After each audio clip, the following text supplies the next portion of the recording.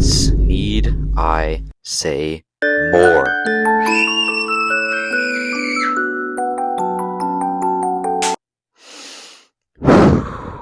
You might be thinking, this is so funny, and then you realize that they are genuinely depending on this device to survive. They rely so much on the iPad to give them constant digital stimulation that they can't read at a basic reading level anymore.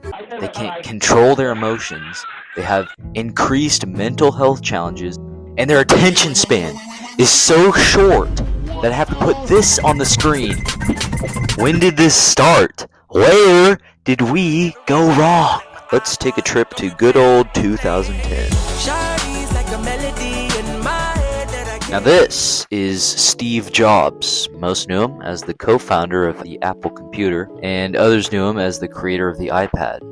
On January 27th, 2010, the iPad was announced, and then it got released on March 11th of that same year.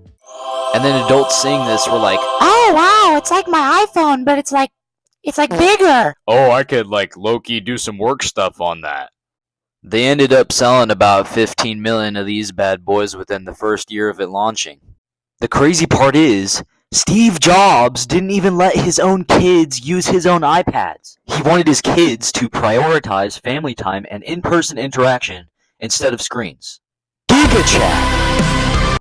But JT, how in the world does this lead up to what you were talking about earlier? Well, you see, my friend, those same adults I was talking about earlier became parents.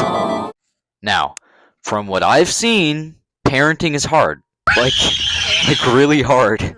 So, slowly and surely, the iPad went from, oh, cool little gadget, to a digital babysitter. Bro, I like how some people call it the electronic nanny. Anyways, this device started as a harmless mechanism with, oh, I can just let the kids watch some YouTube while I work, or just a game while I make dinner, and turned into a constant application to young children's daily lives. Now, back in our day and age, the iPad has become a dependency. First, let's talk about the reading problem. I mean, there are hundreds of thousands of videos of elementary teachers just giving up on their students because they can't read at their average grade level, and some can't even read at all. Why do you think this is? Because reading is slow. These kids' brains have adapted to fast-paced shows like Cocomelon that change scenes every 1 to 3 seconds and instant entertainment for hours. Reading takes effort. You have to comprehend words and pay attention. Reading takes time to learn. And in that time, iPad kids could literally just be watching another Mr. Beast video or playing another Roblox game. That's why teachers have noticed them struggling, because they can't learn and because their brains aren't used to that kind of focus anymore. Next, there's emotional control. When these kids use an iPad to calm themselves down every single time they get upset, how do you think they're going to handle getting angry when they don't have it? Meltdowns. They never actually learn how to calm themselves down without it. Now that kind of ties into mental health.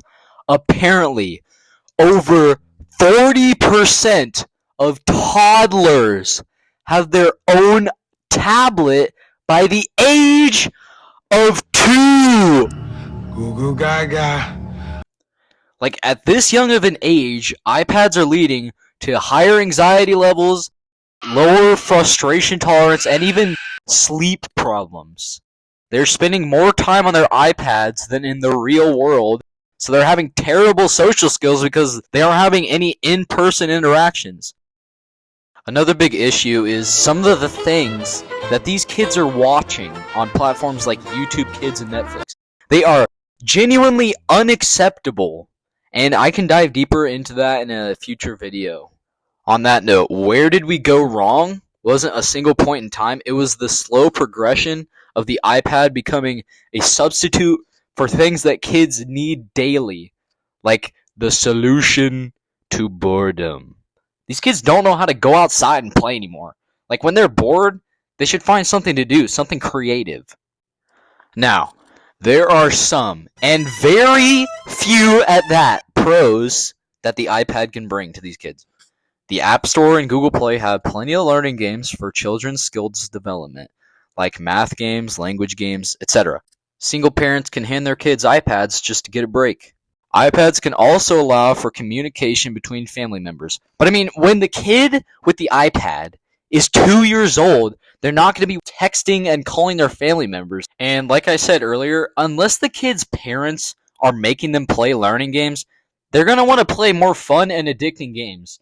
Now, this doesn't mean that iPads are evil and that iPad kids will never be able to survive in the real world. When I was but a wee little lad, we got a family iPad that I would occasionally grind Angry Birds Transformers or destroy my dad's SimCity with asteroids. But here's the thing. My parents gave me a screen time of like an hour. And sometimes they would ask me to get off, and they would always ask me to take breaks. Even when I got a Kindle Fire when I was like 8, they still encouraged me to go outside and take breaks. And I still had an hour-long screen time. This is what kids with iPads nowadays struggle with, because their parents, they don't place restrictions on them. They don't say no. Okay, have you ever gone to a restaurant and there's a family and every single one of their like 5 kids is just glued to an iPad? Like just the other day when I was working my 12 to 5 at Chick-fil-A, a band of 4 kids no older than 4th graders ordered some food and just sat down and played Roblox games together the whole time while I picked up the mess from underneath them. Sure, they might be going around in the real world, but the iPad is still right there with them. They're on their devices during parties and hangouts, at the park, at the mall. They're even on the iPad during church. Now, let's get biblical here. Yes, the Bible never talks about iPads, but it talks about self-control and the things that shape us. 1 John 5:21 says, "Dear children, keep away from anything that might take God's place in your heart." And for some of these iPad kids, that's exactly what's happening. The iPad isn't just entertainment anymore. It's the thing that they run to for comfort and for attention and for escape. Even in places meant for worship like church, the focus shifts from God to the screen. So what does this issue say about God and his interaction with humanity? God doesn't want us to waste our time on worldly things. 1 Corinthians 10:23 says, "I have the right to do anything, you say, but not everything is beneficial." God doesn't want us to put electronics or anything over him. He doesn't want anything to control us. He cares about what we give our attention to, because what we give our attention to is what shapes us to be how we are. Hey guys, thank you for watching. I had a bit of a harsher tone because I wanted to express how I feel about iPad kids and how some people might feel about iPad kids too. I chose this topic because I thought it was something that people should speak up about. I learned a lot from making this video, and I hope you guys learned something too. Thanks for watching.